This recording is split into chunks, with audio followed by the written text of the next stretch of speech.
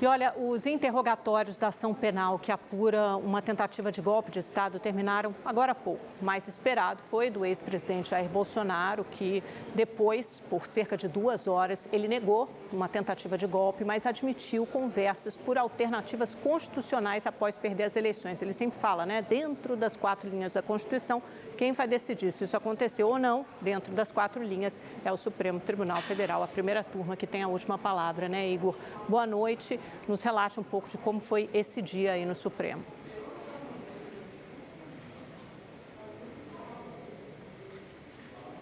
Oi, Amanda. Boa noite a você, boa noite também a todos que nos acompanham. Amanda, foram mais de 8 horas de depoimentos dos réus do chamado Núcleo 1 da suposta trama de golpe de Estado. A maior parte deste tempo foi em relação à oitiva do ex-presidente Jair Bolsonaro. Em plenário e pela primeira vez frente a frente com o ministro Alexandre de Moraes, ele negou que tenha tentado dar um golpe de Estado no país, mas admitiu que no fim de 2022 se reuniu com os comandantes das Forças Armadas no Palácio da Alvorada para discutir possibilidades de reverter o resultado do processo eleitoral em outubro de 2022, quando Lula saiu vitorioso no segundo turno. Bolsonaro disse sem provas de que ele tinha dados que garantiriam que as urnas eletrônicas eram passivas a ataques hackers, algo que foi desmentido pelas autoridades em plenário. Bolsonaro também negou que sabia da operação que ficou conhecida como Punhal Verde e Amarelo,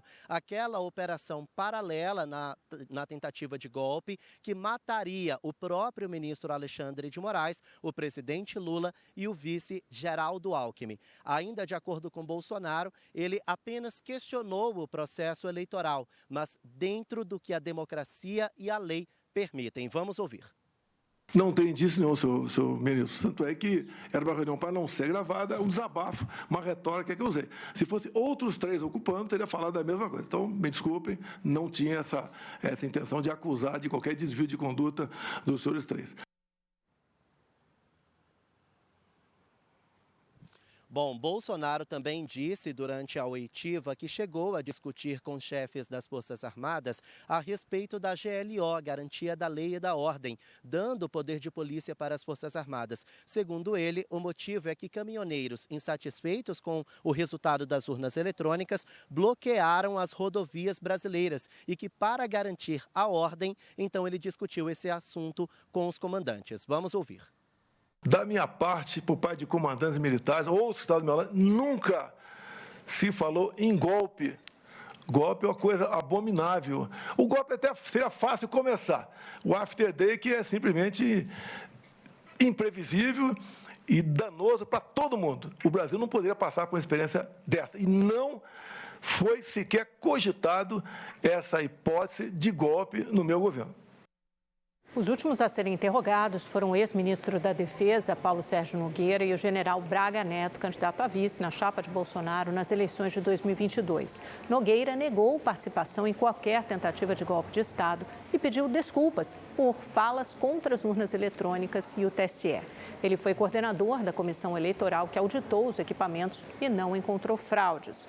Já o general Braga Neto disse que jamais ordenou ataques aos chefes militares que não concordaram com o golpe e não deu dinheiro para financiar ações antidemocráticas. Ele foi o único a depor por videoconferência porque está preso no Rio de Janeiro, acusado de tentar obstruir a justiça e atrapalhar o processo.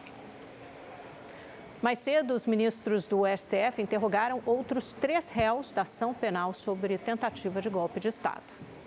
O interrogatório começou às 9 horas da manhã com o ex-comandante da Marinha.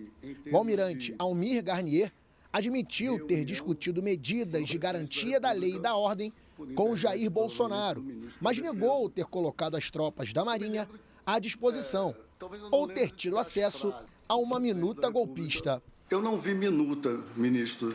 Eu vi uma apresentação na tela de um computador. Havia um telão onde algumas informações eram apresentadas na tela. Eu não recebi, quando o senhor fala minuta, eu penso em papel, em um documento que lhe é entregue. Eu não recebi esse tipo de documento. Interrogado ontem, Mauro Cid, ex-ajudante de ordens de Jair Bolsonaro, reafirmou que essa apresentação seria da chamada Minuta do Golpe, um documento com medidas autoritárias para reverter o resultado das eleições de 2022. Essa minuta foi encontrada em janeiro de 2023 pela Polícia Federal na casa do ex-ministro da Justiça, Anderson Torres, que também foi interrogado. Eu realmente nem me lembrava dessa minuta, fui ver isso quando foi apreendido pela Polícia Federal, foi uma surpresa. Foi um documento que eu tirei do envelope, naquela época o senhor devia, não sei se estava acompanhando, mas isso era voz corrente na esplanada dos ministérios, estava difícil trabalhar, inclusive a gente recebia minutas, ideias e uma série de coisas pelo WhatsApp, papel. O ex-ministro de Bolsonaro era o secretário de Segurança Pública do Distrito Federal durante os atos golpistas de 8 de janeiro de 2023. Torres negou omissão no caso, mas admitiu que os ataques aconteceram por falha grave das forças de segurança. Os ministros também ouviram o general Augusto Heleno, ex-ministro do GSI, o Gabinete de Segurança Institucional. Ele usou o direito de ficar em silêncio para só responder perguntas da defesa e negou qualquer crime.